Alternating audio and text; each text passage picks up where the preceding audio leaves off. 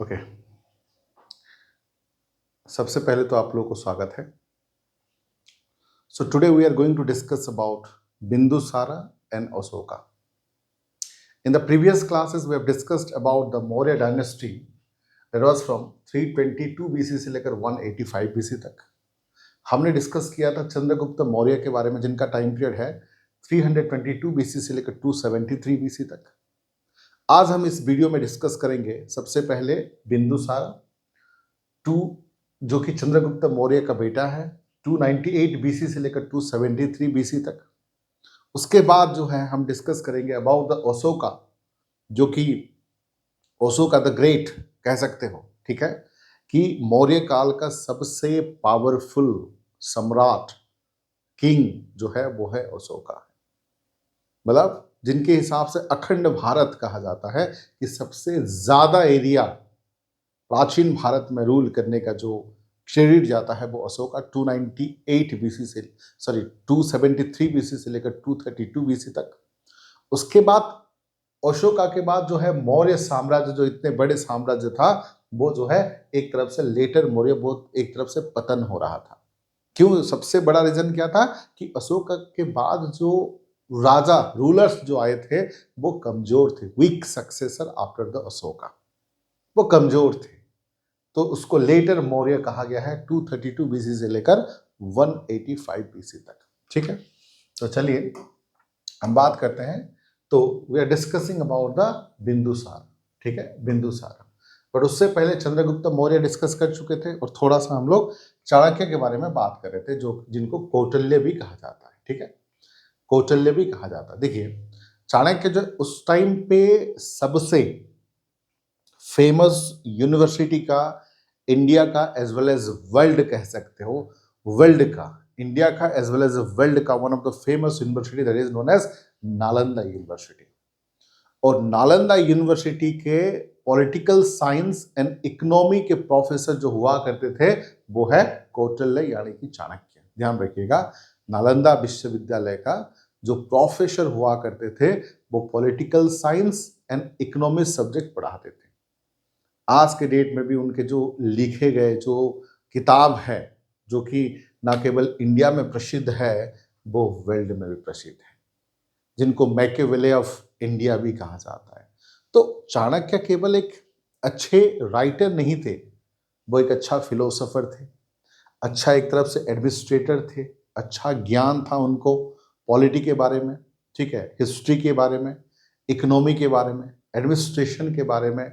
तो हर चीज में, इवन पब्लिक एडमिनिस्ट्रेशन, लोक प्रशासन में भी मैं ऑप्शनल पढ़ाता हूं, वहां पर भी हम लोग जो है कौटिल्य का अर्थशास्त्र हम लोग वहां पर भी पढ़ते हैं। मतलब जो इंडियन एडमिनिस्ट्रेशन का मूल, जो भारतीय प्रशासन का जो मूल है, मूल आधार है, वो कौटिल्य का अर्थशास्त्र माना गया है। चाणक्य जी ने उस टाइम पे लिखे थे, सोचिए उस टाइम पे लिखे थे, अराउंड जो उस टाइम पे उन्होंने लिखा था। So before 500 BC you can say. ठीक है, अब जो है 2021 आ गया, 2026 आ गया, मतलब 2000 साल के बाद भी उनका लिखा हुआ चीजें आज के डेट में रेलिवेंट है। आप देख रहे हो ना कि हम लोग का जो आज के डेट में जो पॉलिटिकल सिस्टम है, जो हम लोग का जो एडमिनिस्ट्रेशन है, जो हम लोग का जो प्रशासन है, आज के डेट में भी देखो एक सेंट्रलाइज गवर्नमेंट है। मतलब यानी कि भारत सरकार सेंट्रल गवर्नमेंट है, केंद्रीय सरकार। उसके नीचे क्या है? स्टेट गवर्नमेंट है, स्टेट राज्य सरकार। उसके नीचे क्या है? डिस्ट्रिक्ट लेवल पे गवर्नमेंट है, डिस्ट्रिक्ट लेवल पे। डिस्ट्रिक्ट के बाद क्या है? ब्लॉक है। ब्लॉक के बाद क्या है? पंचायत है। पंचायत के नीचे क्या है? विलेज है। ये जो division of the power, division of the country, सबसे नीचे जो है विलेज, देन कुछ विलेज को मिला के जो है पंचायत, कुछ पंचायत को मिला के ब्लॉक, कुछ ब्लॉक को मिला के जो है डिस्ट्रिक्ट, कुछ डिस्ट्रिक्ट को मिला के स्टेट, कुछ स्टेट मिला के कंट्री, और सबका अलग अलग हेड है। इवन पंचायत का हेड जो है सरपंच है ना। देन उसके बाद डिस्ट्रिक्ट का डिस्ट्रिक्ट कलेक्टर कह सकते हो, देन स्टेट का चीफ मिनिस्टर कह सकते हो, और सेंटर का प्रधानमंत्री, ठीक है, ठीक है, प्राइम मिनिस्टर। तो ये जो डिवीजन ऑफ द पावर्स, या फिर जो ये जो एडमिनिस्ट्रेशन का जो डिवीजन है, ठीक है, चाहे वो फेडरल स्ट्रक्चर में हो या फिर जो ग्रास रूट लेवल पे हो, पंचायती राज हो, म्युनिसिपालिटी हो, उस टाइम से ये चला रहे थे। मतलब ये जो है अभी का कंसेप्ट नहीं है, आज के डेट में है, ये 200 साल, ऑलमोस्ट 200 साल पुरानी कंसेप्ट है, 2000 साल पुरानी कंसेप्ट है। क्लियर है पॉइंट? तो यही जो है उस टाइम पे जो अर्थशास्त्र सीखे थे, जो एडमिनिस्ट्रेशन सिखाया था, वो आज के डेट में भी हम लोग सबके लिए रेलिवेंट है। ठीक है? तो Chandragupta Maurya was considered to be the one of the great teacher and also chief minister. ठीक है? उसके साथ साथ ही was the teacher of the Takshashila, मैं नालंदा बोला था, वो टीचर ऑफ द तक्षशिला है। ठीक है? एंड उनका नाम जो है विष्णुगुप्त था। ठीक है? विष्णुगुप्त, जिनको चाणक्य भी कहा जाता है। ठीक है? चाणक्य भी कहा जाता है। क्लियर है पॉइंट? और ही was the also a minister in the Bindusara palace. Bindusara के जो मतलब कह सकते हो कि जो मतलब किंगडम था, उसमें ये क्या भूमिका निभाते थे? ये एक मंत्री का पद निभाते थे। ठीक है? तो तक्षशिला, नालंदा मैंने बोल दिया था गलती से, तक्षशिला के वो प्रोफेसर थे, पॉलिटिकल साइंस और इकोनॉमिक्स के प्रोफेसर थे। ठीक है? तो कौटिल्य की अगर बात करें, देखिए कौटिल्य की बात करें, Chandragupta Maurya teacher of the chief ministers, Chandragupta Maurya teacher के हिसाब से एंड चीफ मिनिस्टर के हिसाब से चंद्रगुप्त मौर्य के टाइम पे भी ये जो है मंत्री थे, उसके साथ साथ जो है गुरु, उनके गुरु भी थे। ठीक है? और मैंने बताया था लास्ट क्लास में कि एक चंदू, एक गरीब घर का बेटा, एक मिडिल क्लास का बेटा चंदू को एक देश का बड़ा किंग, राजा बनाने में, सम्राट बनाने में, चंदू से चंद्रगुप्त मौर्य बनाने में सबसे बड़ा कंट्रीब्यूशन जो है कौटिल्य जी का था। लास्ट क्लास में बताया था। उससे पहले जो है धननंद, नंद डायनेस्टी वाज देयर। ठीक है? उससे पहले कौन सा वंश था? नंद वंश था। एंड नंद वंश के जो रूलर है, नंद डायनेस्टी, एंड नंद वंश के जो रूलर कौन है? धननंद। ठीक है? वो कौन था? धननंद। और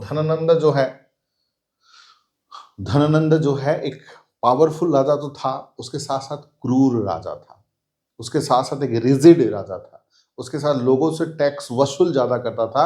लोगों को एक तरफ से उनका बिहेवियर लोगों के प्रति अच्छा नहीं था, लोगों को टैक्स वसूल करता था बहुत ज्यादा, इसलिए लोग उसको पसंद भी नहीं करते थे। और जितने भी ज्ञानी पुरुष ये सबको तो वो रेस्पेक्ट भी नहीं करता था, इवन दैट इंक्लूड चाणक्य। तो उन्होंने चाणक्य को पूरी तरह से बेइज्जत करके अपने दरबार से निकाल दिया था धननंद ने। ठीक है? तो वहां पर जो है चाणक्य जी ने कसम खाया था कि ये जो प्राउडी, ये घमंडी जो राजा है, उसका घमंड को चूर चूर करना है। कैसे चूर चूर करेंगे? जो नंद वंश है, जो धननंद जो रूल कर रहा है, उसको अपने सिंहासन से खदेड़ना है, उसको अपने सिंहासन से भगाना है। और एक योग्य, ये उसको योग्य नहीं मानते थे, मतलब चाणक्य जी ने जो है धननंद को योग्य नहीं मानते थे, एक योग्य पर्सन को जो है उनको जो है उनको हटाना है। यही जो है उन्होंने प्रण लिया था। और उन्होंने कहा था अपना जो सिखा वो तब बांधेंगे जब वो धननंद को अपने मतलब एक तरफ से गद्दी से हटाएंगे, राजा सिंहासन से हटाएंगे, किसी और को बनाएंगे, किसी योग्य पर्सन को बनाएंगे। और ब्राह्मण के लिए एक चोटी जो होता है, ठीक है, सिखा जो होता है, एक रिलीजियस मैटर होता है, मैटर ऑफ प्राउड होता है, तो उसका तब बांधेंगे जब उसको अपने वहां से उखाड़ के फेंकेंगे। तो ये प्रण उन्होंने लिया था। इसलिए उन्होंने देखा था एक होनहार लड़का, ठीक है, एक गरीब घर का बेटा है, उनको ट्रेनिंग दिए थे भरपूर, ठीक है, हर प्रकार से अस्त्र शस्त्र ज्ञान हर प्रकार का, और एक चंदू को चंद्रगुप्त मौर्य बनाया था उन्होंने। क्लियर है पॉइंट? उसके बाद जो है he was a Taxila teacher and scholar, ठीक है, टीचर। उसके बाद जो है Vishnugupta and Chanakya the two more names, उनको जो है कौटिल्य भी कहा जाता है, उनको विष्णुगुप्ता भी कहा जाता है, उनको जो है चाणक्य भी कहा जाता है। विष्णुगुप्ता हो या चाणक्य हो या कौटिल्य हो, वो एक ही चीज, ठीक है, एक ही पर्सन का नाम। And he was also a minister in the Bindusara palace, ठीक है, बिंदुसार के दरबार में ये मंत्री का रोल निभाते थे, जिस प्रकार से चंद्रगुप्त मौर्य के दरबार में निभाते थे, ये बिंदुसारा के दरबार में भी निभाते थे। ठीक, उसके साथ साथ देखो ये देख सकते हो आप, ठीक है, उससे पहले जो है हरियंका डायनेस्टी हुआ करता था, उसके बाद हरियंका के बाद जो है शिशुनाग डायनेस्टी आया, शिशुनाग के बाद जो है नंद डायनेस्टी आया। ये सब जो है मगध में रूल कर रहे थे। मगध यानी कि जो है राजगृह था, उसके बाद जो है उसका राजधानी पाटलिपुत्र हुआ, उसके बाद जो है अब जो है मौर्य वंश भी मगध में ही हुआ था। ठीक है, और उससे पहले महाजनपद था, 16 महाजनपद थे, उसमें से 4 महाजनपद पावर था और सबसे ज्यादा पावरफुल जो था मगध महाजनपद, और मगध जो है उभर के आया था, और मगध में ये हरियंकस, शिशुनाग, देन नंद, देन उसके बाद नंद को हटाने का मौर्य, बट सबसे पावरफुल जो है मौर्य डायनेस्टी होने लगा। Very impactful, very powerful and very dominating ruler जो है मौर्य। ठीक है, मगध में। ठीक है, यहां पर देख सकते हो आप। ठीक है, तो ये जो